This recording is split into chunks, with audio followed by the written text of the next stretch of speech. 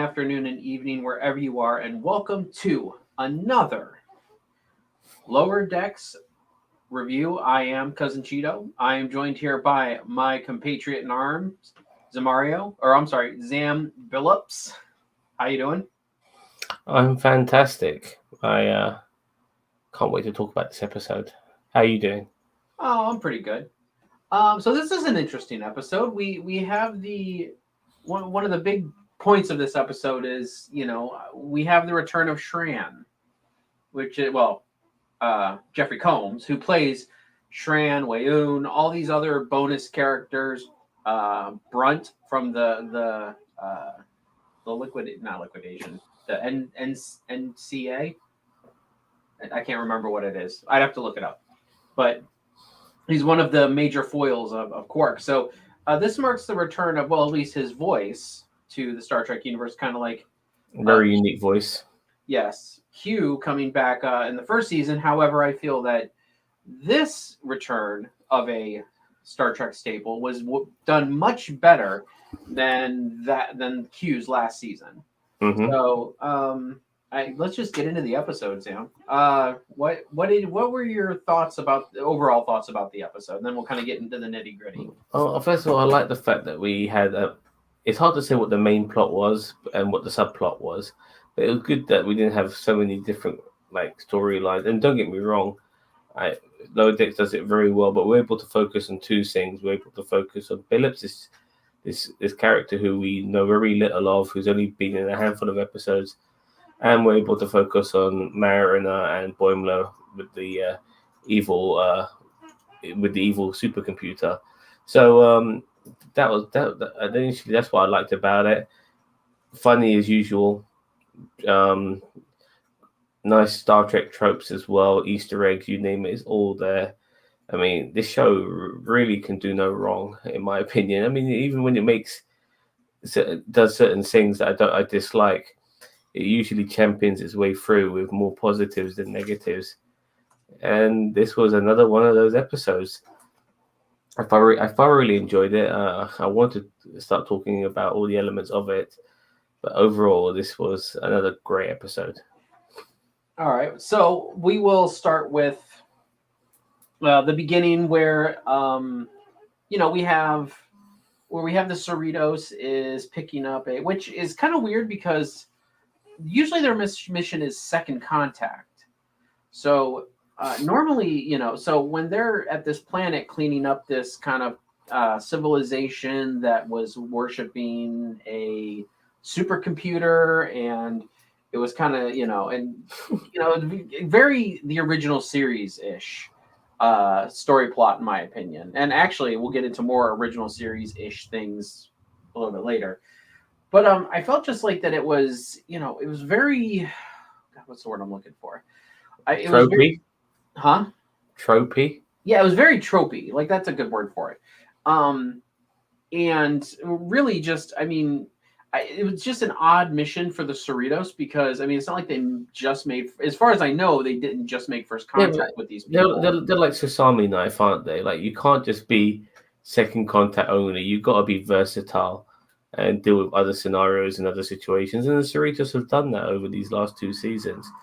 So this is no different. So I had no problem with them having to deal with something like this. And I like the way that Jack Ransom wasn't taken in by the robot straight away, because sometimes, and this is one of the good things I like about Lower Decks, is that we think that these guys are just really stupid, but they're not. They're not. And it's good to see that Jack Ransom wasn't fooled by this robot, and the robot was offering him a chance to be captain or some sort of lie that would make him captain. Yeah, And Jack Ransom just shut the lid on his fucking face, didn't want to hear it, and those things make me happy. They're not they're not stupid, and I like that. yeah, and that's one thing I think that this that this series does is it kind of takes some of the normal things and flips it on its head and kind of goes a different direction, which I do like. So with the oh god, I'm so scatterbrained. Sorry. With so after they leave the planet, they pack up the device, they leave the planet, then they get a distress call from they get a distress call from a ship that is actually the chief engineers, and I don't remember his name. I'm sorry, I meant to write it down and I did not. Billups. That's why I call myself Billups. Billups. Okay. And Andy Billups. Lieutenant Commander, Chief Engineer Billups, and it's from his mother. And of course, and his mother has been trying to get him laid for many years, because once he gets laid, he then becomes the sitting. What is it? It's king, right? Or was he going for prince? Yeah, he's already a prince. Yeah, technically. His mum's a queen, and this the funny thing is that he mentioned that my mom's been trying to make me have sex for years now, and that just sounds wrong when you say it like that. And I like the way that Rutherford pulled him up on it, but then he clarifies and he basically says, "Look, if I have sex, then I instantly become king." And it made me wonder, like, what species is Billups, because he looks like a human. But... It apparently, and I mean, I did a little bit of digging, and apparently it's original. Like I felt like when they started talking, they said, "Oh, they like to use all their technology like it's mythical medieval magic," and I'm like, "Oh, it's an original series type thing," because that's what they did in the original series. They always did that type of stuff. Yeah, they did like Greek gods and all that sort of shit. And so I was like, oh, okay, but actually it's an original. It's a spoof on the original series type episodes like that, but it's actually, from what I understand, it's original. Well, one of the things that bother me about these sort of civilizations is how closely it resembles, what people assume to be British royalty of yesteryear, like with the knights and the fucking jesters and the minstrels and all this sort of shit. It's like, it's not very original in that sense. It just these people happen to be aliens and stuff, but they pretty much resemble ancient British royalty. It's just ridiculous. Yeah, but fair enough. Whatever. Just go with it. So we find all this out, and my mic's way over here. You probably can't hear me very well. That's fine. Hear you better now, though. Okay. So there's, they have this technology. They use it and even when they first go over to fix whatever's wrong with the ship, even Rutherford is like, oh, the elvish blah blah blah, and then Billups looks over him and says, "Don't do that." He's like, oh, okay, flux manifold is blah blah. He says it in technical terms. He's like, yeah, because he wants nothing to do with it. He doesn't want to be king. Yada yada, so on and so forth. So I mean, and towards the end of this whole kerboffle with fixing all this stuff up and everything like that, that he even, his mom even gives him praise and says, I'm actually, I don't know this feeling. He's like, are you proud of me? And she's like, yeah, I think I'm proud of you, and he's like, oh, so she's warming him up. So then he goes back to the ship. He reports to the captain, and I know I'm skipping plot points for the other story. We'll get to that in a minute. But then all of a sudden, there's this big explosion on his mom's ship, and so they think that Mom and Rutherford is dead. So Tendi loses her shit, because I can tell at this point that they're building towards a relationship between them, which I don't want. I don't want a relationship between any of these four. Well, it's not. It's like, I think Tendi cares more about Rutherford than. I'm not saying Rutherford doesn't care about Tendi, but I think it's a little bit one-sided in that sense. Well, it's because Tendi's been friend zoned. So what happens is, through shenanigans. So Billups is ready. He's resigning from Starfleet. He's ready to take up the throne, and he says that he's going to go do his civic duty. And I like the way the mom said, my guards have been trained to get straight down to business, no foreplay. Like, fucking hell. And so Tendi is tracking one of Rutherford's implants. Mm-hmm. And that's how she goes. She's wandering through the ship, and she stumbles on a feast with the mom, who we thought was dead, and Rutherford having just a feast to celebrate the repair of their ship. Which I think it's funny, because there's a big ass hole in that ship, and Rutherford's like, there was an explosion? I didn't know about that. You know, like I'm like that was a pretty big ass hole. Like you'd probably Yeah. fill that across the ship. But anyway, so then we have, so of course then Rutherford is running across the ship because Tendi informs, oh, Billups is gonna, gonna pop the seal and become king, or and so Rutherford is running across. He's dodging horses on this starship. And so he finally gets to the room. He jumps in the room, and Before that, he tries to communicate with Billets, but the minstrel's using his oh, fucking the guitar to block comms. It's so funny, man. I know. That's why I'm saying I think they were kind of parodying like all those tropes from the original series where it's like, all like as you said, like the Greek gods and stuff like that, but they're aliens. And so Rutherford runs in the room. Both the security guards are sitting on the bed, waiting for Billups to bill it up. And then they fight, and then Rutherford comes around and probably says one of the best quotes of this episode. He says, "Did his kingdom come?" Everyone's going on about that quote. It's so funny. It's so funny. And so he is in the bathroom there, towel wide open, talking to his Billup, his fruit Billup, and trying to get it to work. Fortunately for him, he finds out the plot that his mom had to make him take over the throne, and then he's back in Starfleet, and he tells his mom proper to fuck off, more or less. I like the fact that the sex he was going to have was an orgy. He was given he was given a taste of both, just in case. And I also feel that my first thought when that happened was, I'm like, well, maybe mom's just being very cognizant, and she's like, I don't know if you prefer a man or a woman, but here you go. Well, what I got from this is that I think Billups is asexual, and that's pretty cool if that's the case.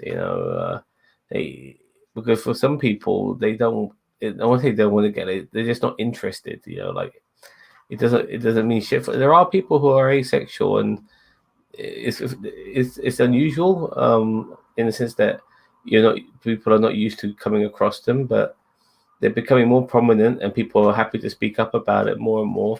I know a couple of people who are asexual, and Star Trek over the past couple of years has really tried to open the floodgates of acceptance, and really, I mean, that's good. I mean, it's this is what Trek has always been. Now I know back in the '60s and the late '80s and '90s, having gay couples and stuff, and asexual and transgender and stuff like that on TV was not even readily available. But I feel like with it being 20, 30 years later, I mean, even almost 60 years from the original series, where we had the first one of the first interracial kisses, and that was a big deal back then. I feel like Trek is constantly pushing the envelope for the acceptance that society should adhere to. I totally agree. I mean, it's good that it was a man as well. Like, it's so easy to make it a woman, but it was much better that it was a man. Like, he's got like a beautiful guy and a beautiful girl he could easily be banging right now, and it's just not happening for him. Like he just can't get it up because he's just probably not that way inclined. And also, if you think about it with deeper reasoning, and probably why he was so interested in joining Starfleet, and and he even said it himself, like, the only sex he's interested in is powering up the warp core with dilithium or certain, something along those lines. I can't remember word for word how he said it, but that's what gets him going. And it's not not interactions with other human beings and stuff like that. He just, I mean, sexually, that is, he's not that way inclined, and it's pretty cool in my opinion. I appreciate what they did with that, and I'm glad they didn't make it too distasteful. They played it for laughs, but they just about got the formula right in how you play something like this for laughs, and they did it very well in my opinion. And I mean, and by the way, the other comment that I thought was hilarious was, he as mom is leaving, as his mom was leaving, he's like, and I can't. It's this prince or what is gonna stay dry, or whatever. Yeah. I'm like, oh god. And Rutherford's so happy for him as well. I mean, there's a cock block you actually want to happen, you know. But So, yeah, Zam, I yeah. mean, yeah, and I know you've talked a little bit about this already, but like your overall thoughts on like on the I consider this the A plot, truth be told, because it seemed to take up the majority of the episode. What were your thoughts on this overall? Yeah, it was nice to see, and like just generally, when I think of Star Trek, I think to myself that you have a ship. There's so many fucking different people in it, but it's always the same motherfuckers who seem to be doing all the shit, and that always bugs me. Yeah, Mhm. how can you have this many people and it's always the same fuckers? Yeah, I mean, I remember when Lieutenant Gary reappeared on an episode of Voyager. I thought, yeah, you're going on a away mission. You're dead, motherfucker. I haven't seen you since season 2 or season 1. Now I'm seeing you again. You're dead. And you had that Vulcan with the Pon Far with Belana Torres as well, but very rarely do you get like different people involved who happen to be on that ship, and I that's what I want to see. There's a ship with hundreds of different crew members. They all have their stories and adventures. I'm sure of it, and it's good to see Billups getting his dues. Well, and it doesn't. Yeah, The only thing we've ever gotten from him is he's just a ransom fanboy. You know what I mean? Like, no, that was the other one. That's the really? that's the bold one. Oh, you're right. That is the Yeah, bald one. Oh yeah. God, I yeah. see. Well, at But they least we both got got some they characters both getting got like fleshed out. 70s porn star mustaches. But Yeah. yeah, that was the bold guy. I forgot his name. His name escapes me. I think it might be Phillips. I'm not sure. Yeah, I think Phillips. So I mean, it's very close. Yeah, Phillips. Like, yeah. what was his job though? What Well, was? he was a red shirt, so he was probably good. Was he red? Okay, he Yeah, might have been. Yeah, he might have been like he was I a don't know, lieutenant commander and stuff like that. So, but oh, yeah, my bad. but Billups is because Billups is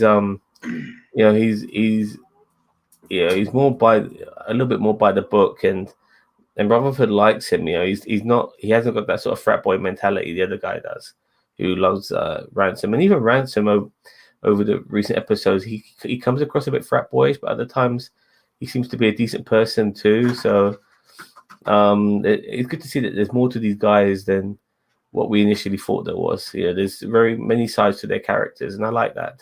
Well, and I mean, it kind of reminds me of Riker a little bit.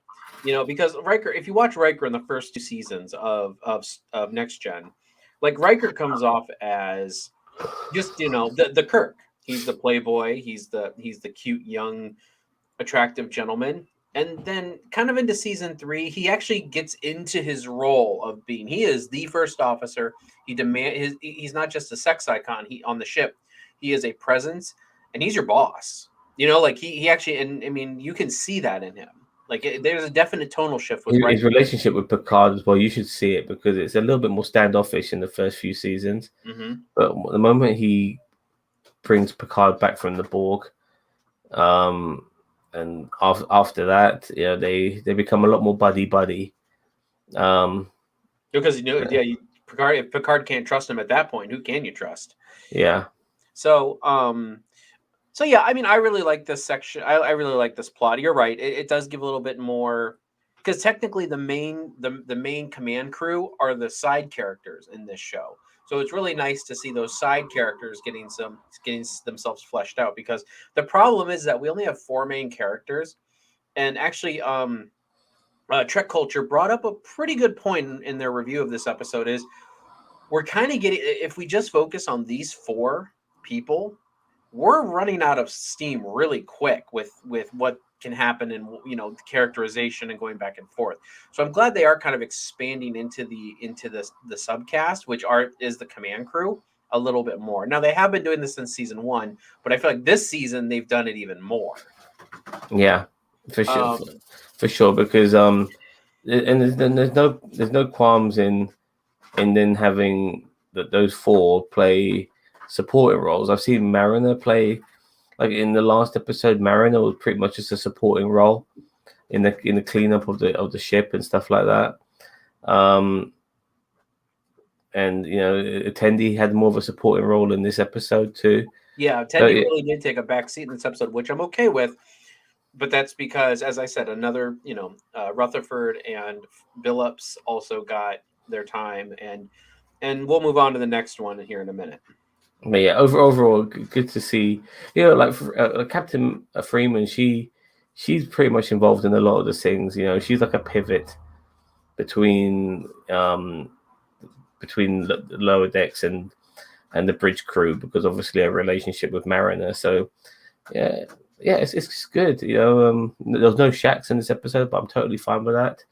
Very little Jack Ransom in this episode. I'm totally fine with that.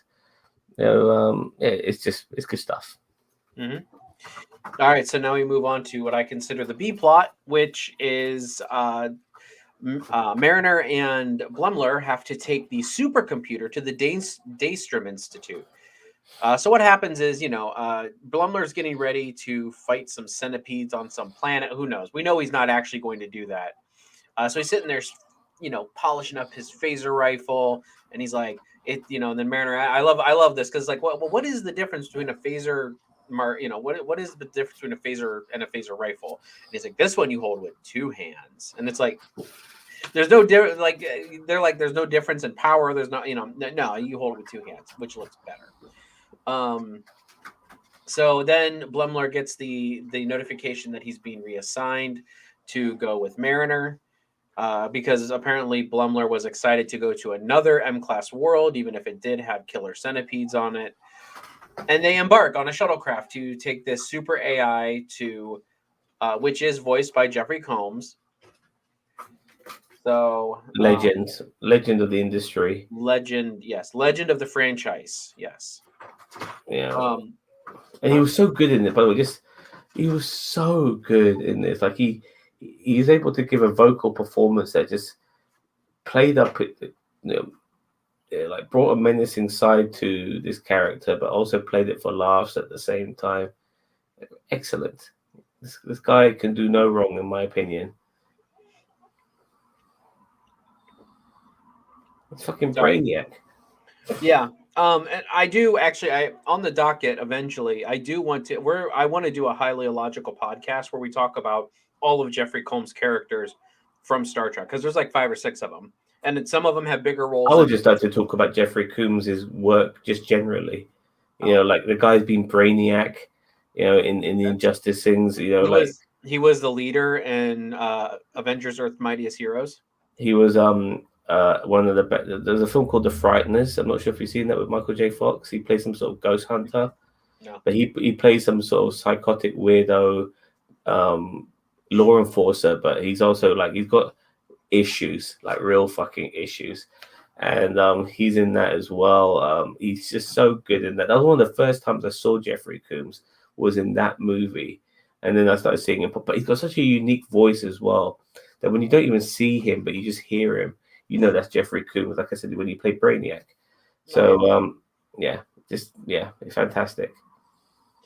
So Mariner and Blumler are on the shuttle. They hit some kind of random. Well, they're talking and doing Mariner and Blumler stuff and bickering.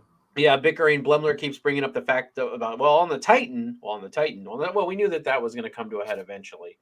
This is where I'm like, one of the things I liked about season 2 compared to season 1, and I'm jumping ahead a bit, is how efficient Boimler has come across this season. Usually, he looked like in season 1 he looked like a fucking idiot, and Mariner looked like she had all the brains and she was way ahead of herself. This time around, I think Mariner's not looked as smart as she thinks she is, and or comes across as smart as she thinks she is. And Boimler has come across a lot better this season, in my opinion. And this episode was one of those scenarios where he ended up looking a lot better than Mariner did. Mariner came across quite poorly in this episode, in my opinion. I think so too. I mean, I think Blumler was definitely the VIP of this one, like for this, run, or for this story. So what happens is they hit some random anomaly. They crash land on a desert planet, which I thought was going to, funnily enough, be SETI Alpha 5. Where Khan was stranded. Well, we have evil supercomputers be a common trait in Star Trek, and them, like people crashing on a planet and having to survive a little while before they inevitably get rescued somehow is also a common trope in Star Trek too. So fair enough. But Jeffrey Combs was there, so it's all better. Yeah. So of course, they crash land, and then the Jeffrey Combs AI, I'm gonna call him JC AI. There we go. The JC AI was just trying. He's trying to convince these guys. Their replicators just making black licorice and I hate everything. licorice. So yeah, so I mean, it's worst case scenario, and this thing is like, look, I can fix it. I can. You plug me into that replicator, and I can fix. I can get you a cheeseburger and and they're just like no, we're not listening to you. No, we're not listening to you.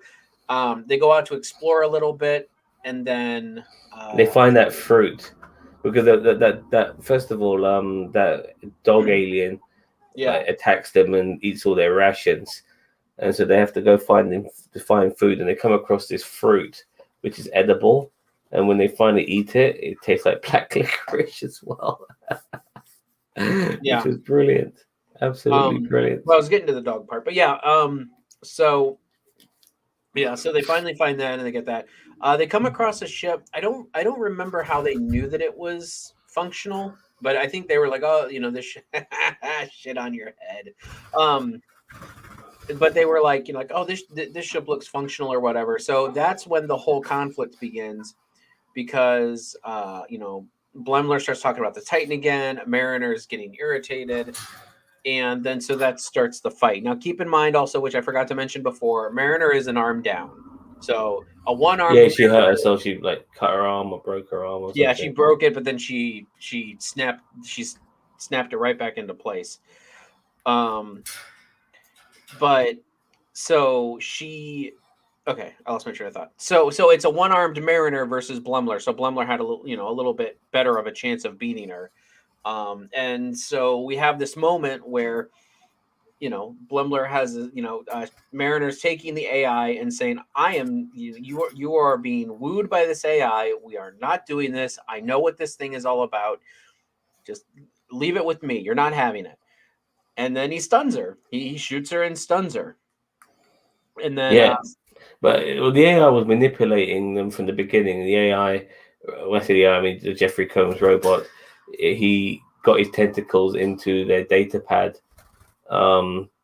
which got information regarding. When I see her inflate a little bit, that's what I'm thinking to myself. She might be squeezing one out. Yeah. Oh, just double checking. Yeah. But the reason why the fight started was because Jeffrey Combs downloaded the logs, and it showed. I thought initially, you're getting off this. You're getting off here. I thought it was he manipulated some images and just created some sort of fake thing showing that this happened, and I thought that was not the case. Almost like a holodeck, but on the screen. And but yeah, it was actually Mariner requesting Blemler to get transferred off the away mission to the Centipede planet, because basically she thought he was going to die, and she doesn't want him to die. Yeah, of course. So that's what triggers that whole fight, and then stunning, and then Blemler takes the AI after Mariner's stunned, goes in, he gets to use his little wire tentacle and opens the door. They get inside, and Blemler plugs in the AI. Then the AI reveals his grand plan that he's going to take over the system, and their bone. He's going to rest on their bones. And then Blemler just drops the bomb and says, "Yeah, right. I was just using your battery core to power the distress signal." Yep. And I like that about Boimler in this episode, because I thought there was a possibility that Boimler was playing him all along. Yeah, but I thought so too. But I was also like, they could do it the other way. Because he can get very temperamental. We've seen that in the past. But yeah, Boimler was playing him all along. Only plugged him into the fucking girl. Your claws got close to my eyes there. Anyway, where's my fucking hat? She's flung on my head too much. She's flung on my head too much. Yeah, she is all over you. Yeah.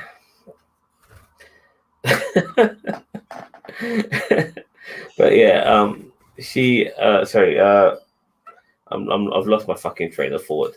You thought that Blumler might have been playing the Yeah, Jeffrey yeah. Combs robot all the time. Yeah, initially, but yeah, there were certain things he did though, like he stunned Mariner, with the phaser and stuff. So it was making you wonder if he lost his shit or not. But I think what disappointed me the most was how he kind of just forgave Mariner for what she did. Mariner stopped him from going on the mission he wanted to do, was that centipede mission, and he was totally cool with that, you know. And I'm kind of surprised that even though he might have been playing the supercomputer, he at the same time was okay with Mariner dictating his life, and that's why I think Mariner did look too great in this episode. Well, and I also feel like Mariner. I also feel like, I mean, we should have had a little talk at the end where Blumler's like, "Look, I understand you're trying to protect me, but you're not my mom. I'm a Yeah, Starfleet officer, and so are you. We're actually the same rank." And even if they weren't the same rank, like she's going beyond, and yeah. So, I mean, and I feel like that conversation should have been had to make Blumler's character look a little bit better also in this episode. But yeah, you're right that the fact that they like brushed it off, or Blumler just brushed it off just because it all worked out. It's kind of like, I'd still be a little upset too if someone was trying to dictate how my job goes without my consent. So, but yeah, I mean, I thought it was Jeffrey Combs is always a win.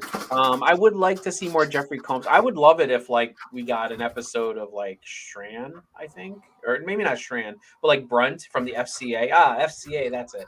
The Ferengi Con. Oh God, the Ferengi something association. I can't remember, but yeah, I mean, it was. Wait a minute. Oh, Daniel Vance is here. He says the robot's tentacles were Blumler's when Blumler's plugged in was akin to Independence Day when Brent Spiner's character died. The little aliens or the big aliens from Independence Day and those tentacles. So I honestly thought we would see a Borg assimilated, like, because in the trailer we saw a Borg assimilated Blumler. I thought we might have seen that in this episode because the supercomputer. I do think that we will see some sort of assimilation by the Borg at some point down the line. It'll be interesting to see how they play the Borg for laughs in the future, but the Borg will definitely come into play. But yeah, just the tentacles itself, it kind of reminded me of the Thing. Daniel Vance, John Carpenter's version from 1982, because the tentacles are like bloody crazy and all over the place. But I like the way that this particular AI had real personality. It laughed, it was crazy, it was tyrannical.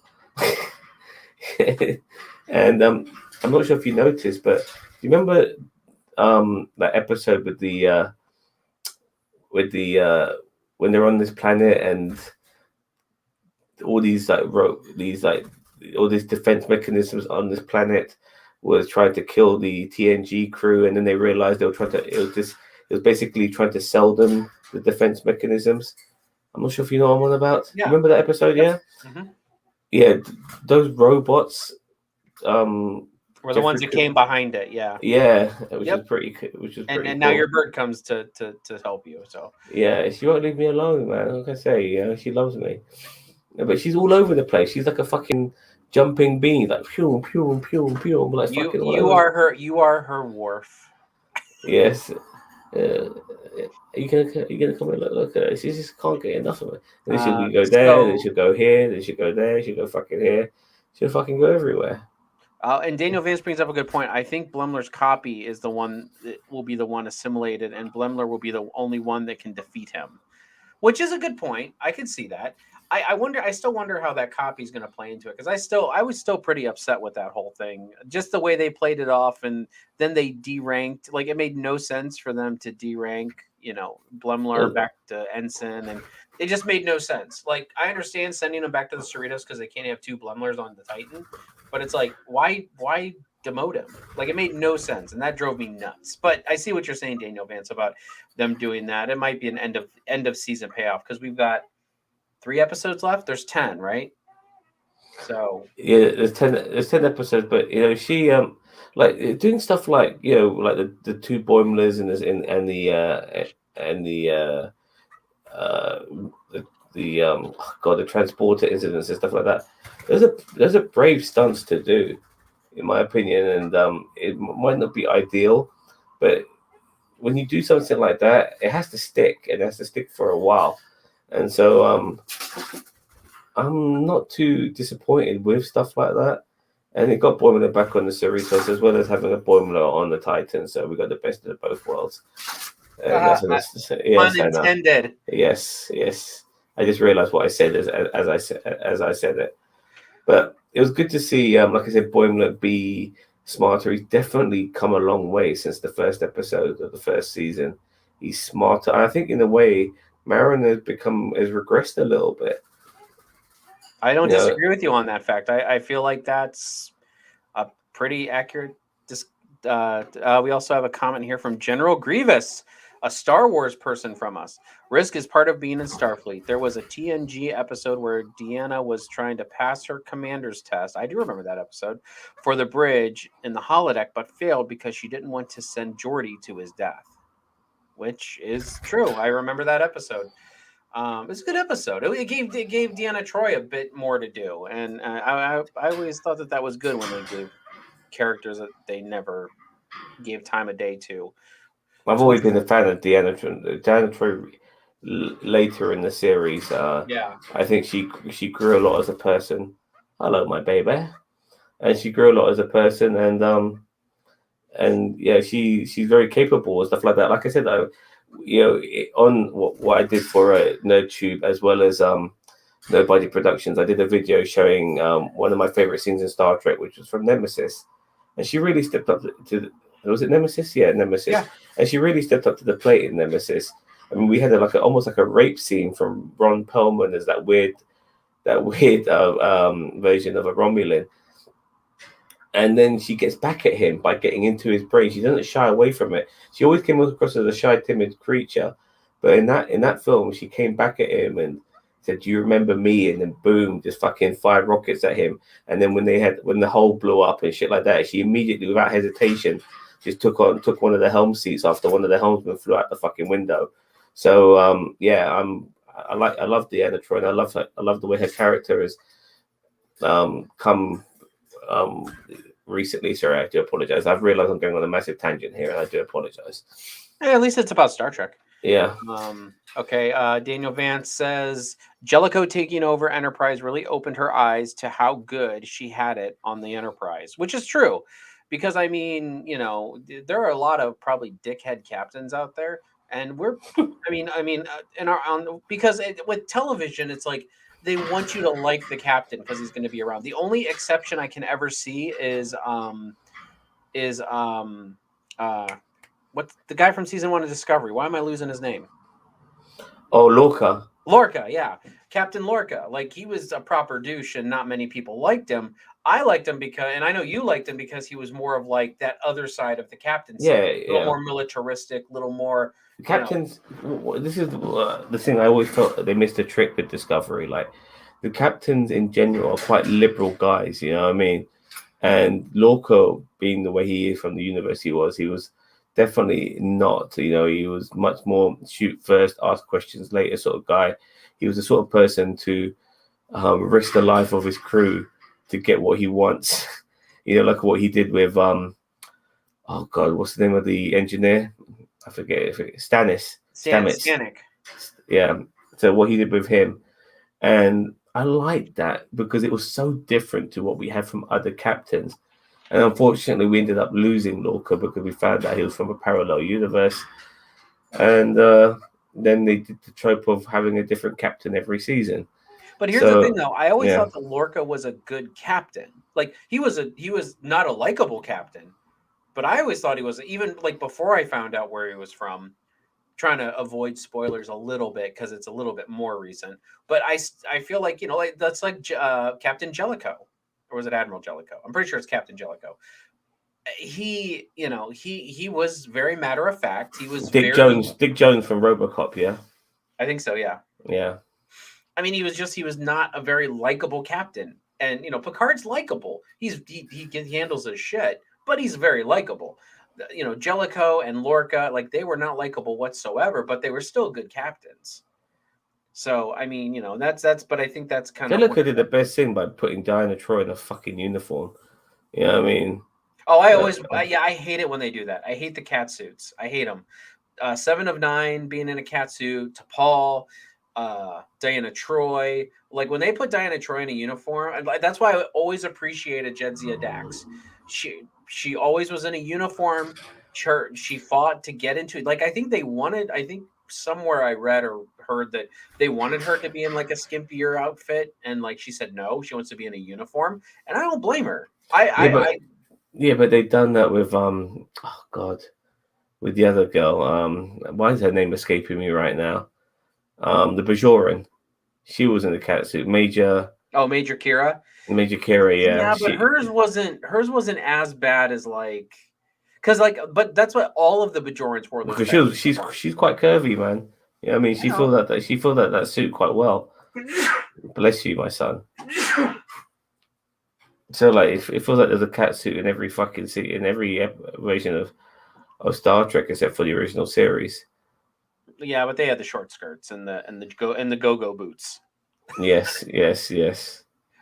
So, but I always appreciated like the fact Jadzia Dax was always in a uniform, and even when they put Troy in a uniform, I liked it better. I was just like, I don't need my Trek over sexualized in order for me to like it. I know they were trying to get outside viewers, and don't get me wrong, 7 of 9 was impressive with her Borg implants, but still.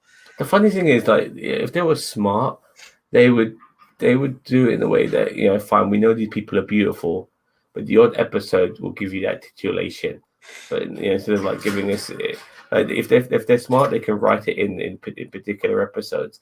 But no, they got fucking 7 of 9 walking around in a fucking tight ass cat suit. It's just ridiculous. And yeah, General Grievous is is basically saying what I said, is that Major Kira's uniform was standard Bajoran militia uniform, which, as I said, the guys wore which is fictional, mate. Regardless of how you want to put it, anything could be standard, uniform if they're going to make some hot woman, walk around in tight ass shit.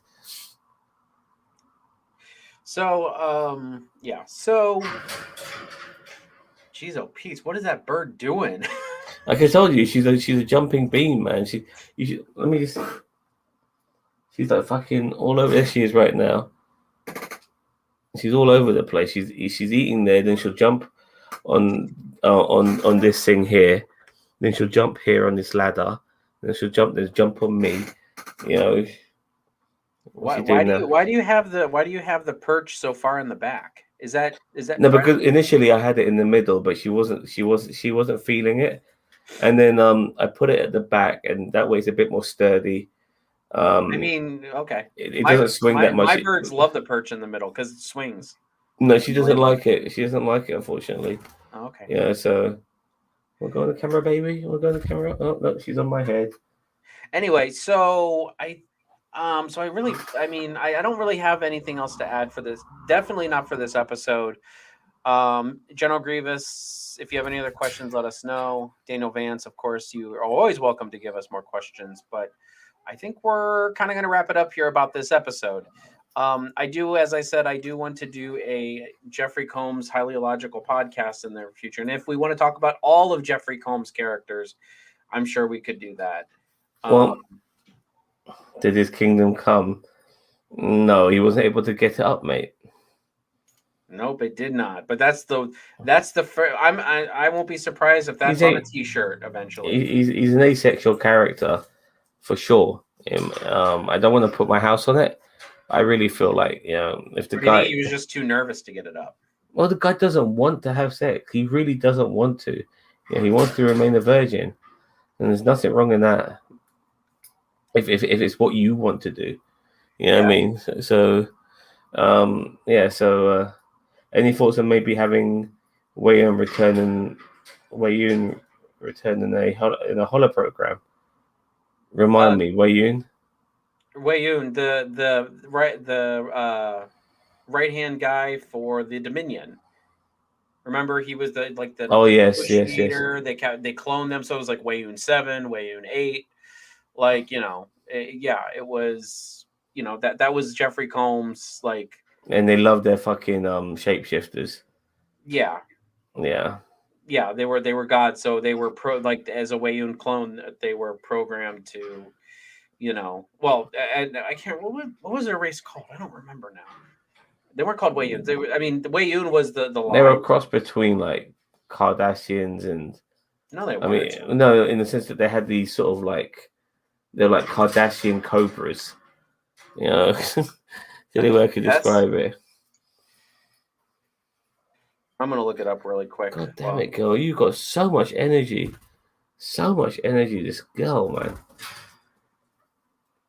You can never have too much Jeffrey Combs. Perhaps have his hologram gain sentience like the Moriarty character.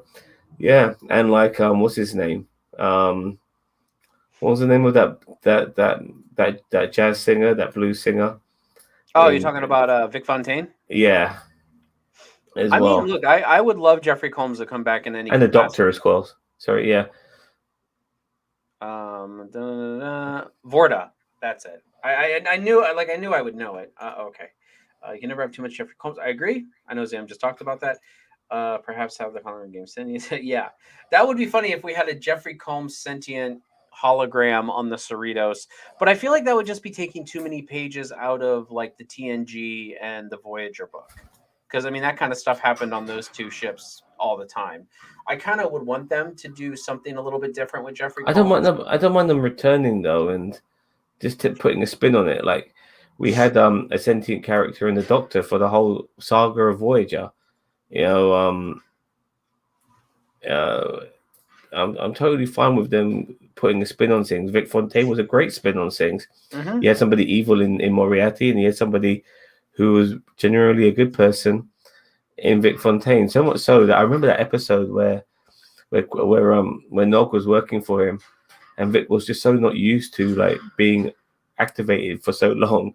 It was like very unusual for him, and stuff like that. So yeah, I'm sure if they put their heads together, all these writers, they can come up with some very original ideas of sentient holographic characters. They'll need to get a holo emitter for sure. But yeah, portable emitter, yeah. But yeah, no, I could always use more Jeffrey Combs. I loved him as Shran. I loved it. I mean, the guy can do I feel like the guy can almost do anything and make it a great character.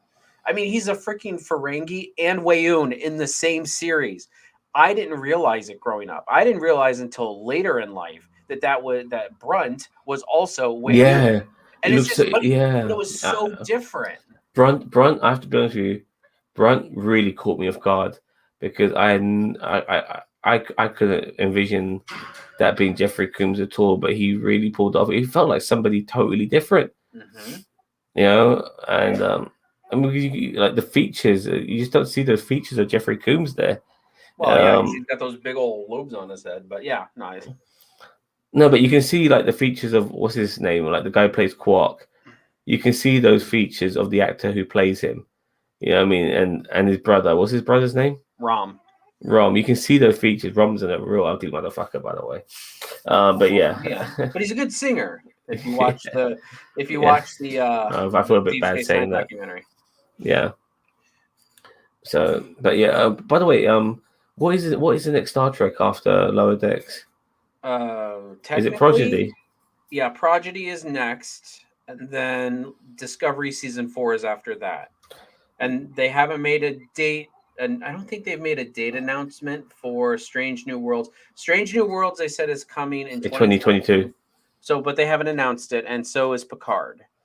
So, I just want to know from Daniel Vance and General Grievous, are you guys looking forward, to Star Trek Prodigy as much as I am? But I do know it's a kids-based show, but I'm seriously looking forward to it. You know, I hope it brings back brings a youthful element to me, let alone what I hope it brings to kids who hopefully discover it. But are you two guys looking forward to that show as much as I am? Because I really am looking forward to it. February Yeah. 20. Just so you know, while they ask or while they type, February 2022. It doesn't have a date, but it does say February is Picard season 2. Oh yes, I forgot about that one. And then Strange New Worlds. It's sad. Yeah, they just said 2022. It doesn't actually give us a date, like even a month, even. So, but yeah, after that, I believe Prodigy is in October. I believe. I'm double checking now. Actually, here there's a list of Star Trek series and stuff. Okay. Prodigy is October 28th, 2021. Picard, February 2022. Discovery season 4 is November 18th, 2021. So it'll be the first time since Voyager, or since the end of DS9 season 7 and Voyager season 5, that we have had 2 consecutive Trek shows running at the same time. Because after Voyager ended, we only got Enterprise. There has never been concurrent running Trek shows since then, and that's 1997. Hold on. DS9 season 7 ended May 31st, 1999. So since 1999, so that's what, 22 years? Yeah, and on top of that, like I think it was at season 5 or No. season 4, which introduced Voyager. Yeah, 22 years. Holy crap, I'm old. Okay. General Grievous says, I'm looking forward to it. I've watched Picard and Discovery, but sometimes it can get a little bit dark for me. So I'm hoping that I'll be able to get like some Star Trek just for a change of pace. General Grievous, if you haven't seen it yet, Discovery season 3 is excellent. They have definitely done a 180 on it. Picard, I was okay with Picard. Zam did not like Picard. We have other people who did not like Picard, so I'm definitely in the minority. But I did like Picard in the essence that it was a character study of a huge figure in Star Trek, and I wouldn't mind actually another, like if we went back and did another like a Captain Kim series or an Admiral LaForge series, like or even both of them together. Those are 2 that I've always wanted to follow up on. There's always been the talk of the Captain Worf series. So I mean, Section 31 as well. Yeah. Well, no, I was talking about specific like focusing on specific big name characters in the franchise. Yeah. But that's what Picard was. It was a focus on Picard. It wasn't like everyone's like, oh, it's not like Star Trek. Well, it's not, because it's more of a focus on Picard than like an ensemble crew, a part of a ship. I remember what that ship looked like in Picard. I can remember what Discovery looks like, what the Cerritos looks like. But don't count on it. Kim is probably still an ensign. I think this is the thing. I think Gareth Wang is definitely going to come back in Star Trek in some capacity, and I think they're going to have to pay off the fact that he's no longer an ensign. Yeah, right. Yeah, I think when we see Gareth Wang next, I think he'll be straight up captain. He was it him? Yeah, I think he was at Star Trek Day this past year. He actually he did a reading, and he looks like not much different, honestly. Like he does look older, but not like he could still pass off as like in his 40s, or 30s. Yeah. Like if they wanted to. So he could be like a young captain in the series. But I don't. I want that to happen, though. I mean, is he in Picard season 2? Is that what people are saying? I don't think so, but I can look. Okay. No, I don't think he is. I just thought you guys brought up that he was. But yeah, I definitely want to see Gareth Wang back in some capacity in the future in Star Trek, and I want him to be a captain. Yeah, but the fans have made an issue of this, General Grievous. They really have. I personally I never really gave a fuck, but now because there's been so much weight being thrown around this for decades, something like this has to pay off. I mean, like the term red shirts and stuff like that was created by fans. Next thing you know, in last week's episode of Picard, we saw it. So last week's episode of Lower Decks, we saw that term used in the Star Trek universe. We saw in the Kelvin movie, I think Star Trek Beyond, or was it the first Star Trek movie? If the first Star Trek Kelvin movie where Chris Pine's Captain Kirk told the guy to put his red shirt on, and you knew that was probably the end of him. And actually, in the Kelvin universe, when we saw that nobody guy with the red shirt, you knew they were going to go and Sulu and Kirk was going down to do this mission with that red shirt guy. I instantly knew the red shirt guy was going to be dead. Oh yeah, he had to be. Yeah. I mean, so yeah. But, I don't see him on the list. I mean, they could just be hiding it, like, you know. Jonathan Frakes is coming back though, looks like. But yeah, I mean, but that's the thing about Picard, is that everybody goes into it thinking Trek. Well, they bridged the Voyager and TNG by having Seven and Picard in the same fucking series. I would love for them to have an episode where they kind of hash out their issues about the Borg. You know what I mean? Like, I don't feel like you put Seven of Nine and Picard in a series, and both have had huge run-ins with the Borg. And you don't kind of address kind of the elephant in the room. I understand because she was only 3 episodes. Yeah, but they did speak briefly about it. You know, like, yeah, but they were very coy about it too. They weren't. It wasn't like, I don't know. I felt like there would be more, because I was really intrigued when I heard Seven was joining the season 1, and I was like, oh, that's going to be an interesting conversation. And then they never really had it. Like, they had like a very brief coy conversation about it, if that. And yeah, they didn't really do much about it. So it was interesting though, because there was a big portion of years we didn't see Seven, from her being a very pragmatic, emotionalist person when she first joined the Voyager crew, to her being full of emotion in Picard. Like, where did that come from? You know, I mean, it was always there, I guess. I mean, she did try to be more human in Voyager and stuff. It was a bit like she was like a female version of Data, to a degree. But she's full on emotion in Picard, full on. You know what I mean? Well, her humanity, I mean, after 20 years, probably her humanity's, kicked back into full gear. And I appreciated that. I did like it. You know, but it's almost a shame that we never really saw that develop in a way, you know. No, but I do like the 7 of 9 we got in Picard. Like, a lot of people hated it, and I'm like, why? Like, I just didn't think we got enough of her. That was my problem. Yeah. And I agree. We did not get enough of her. I agree. But I did like what we got. I liked. I agree with you. It was very, very short-lived, because I think she was in like 3 episodes. 1 episode, and then she left for an episode, and then I think she came back for 2 or some garbage. There's a moment where she became the Borg Queen just for about a millisecond. Yeah. And then the fucking Romulans had an answer for that as well. And that really they just ejected all of them out into space. So her speech patterns are more human now after all the time. Partially sounds less Borg for sure. Yeah, I mean, yeah. And so, and like, what about her and Chakotay? Where did that go?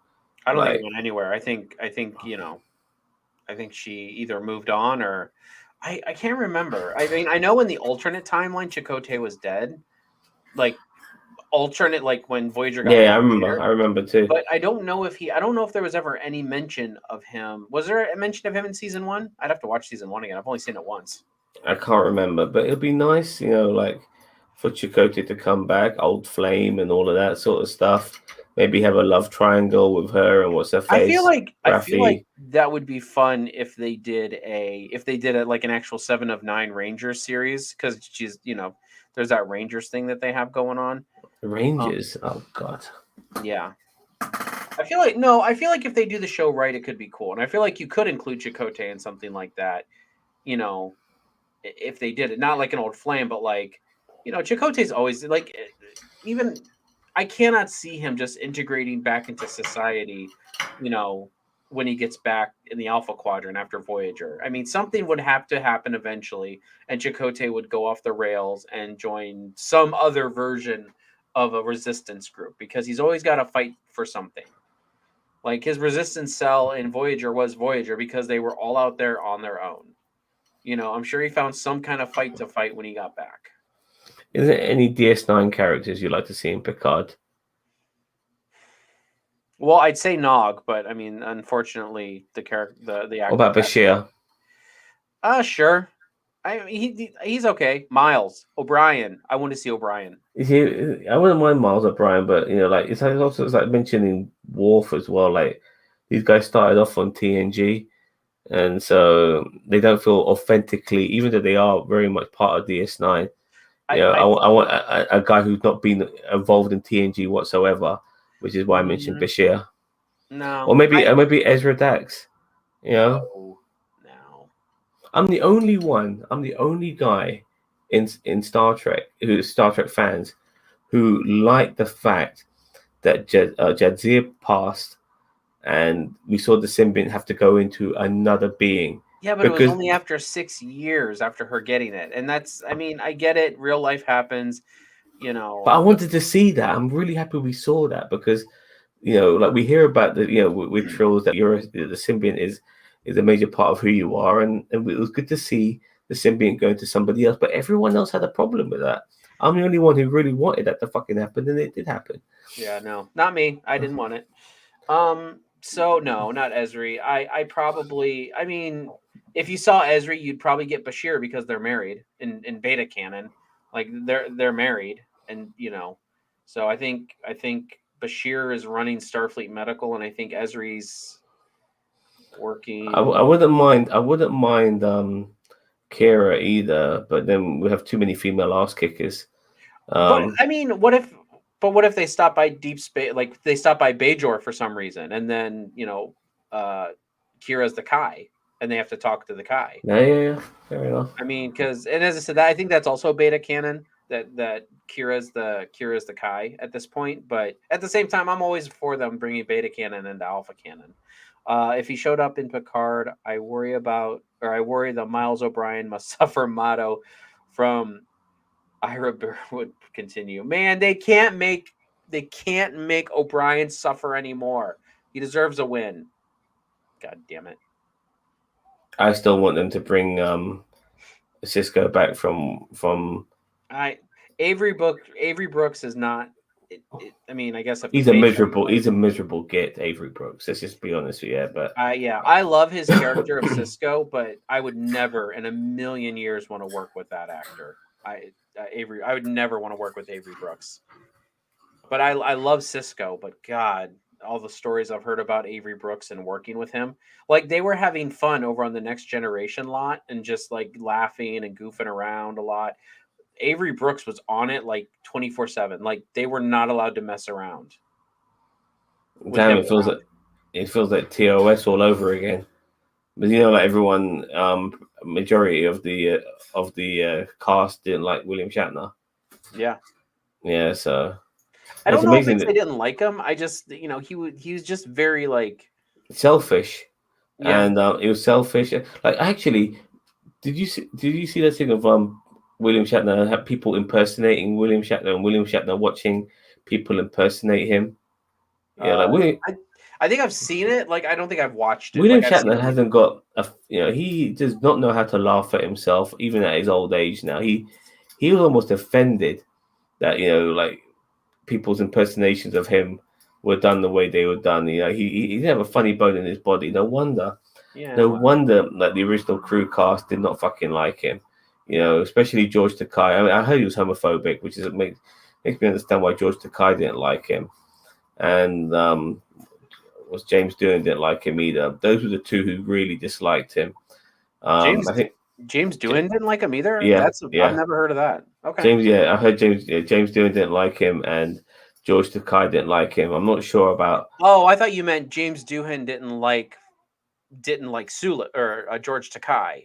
No, them two. James Doohan. That's what I'm saying. I never heard that James Doohan. James Doohan is a stand-up comedian and all of that, and those guys tend to be quite liberal. So him and George Takei were pretty tight. Yeah, well, that's what I'm saying. Like I thought that they were pretty close, but maybe I misheard. I wasn't 100%, but All right. Well, we've gone on for about an hour, and we've gone on this huge rabbit trail. Yeah, I just want to tell everyone that this weekend we're going to talk about Star Wars Visions. Now, I've just finished. Well, I didn't just finish. Yesterday, I watched all 9 episodes of Star Wars Visions, and some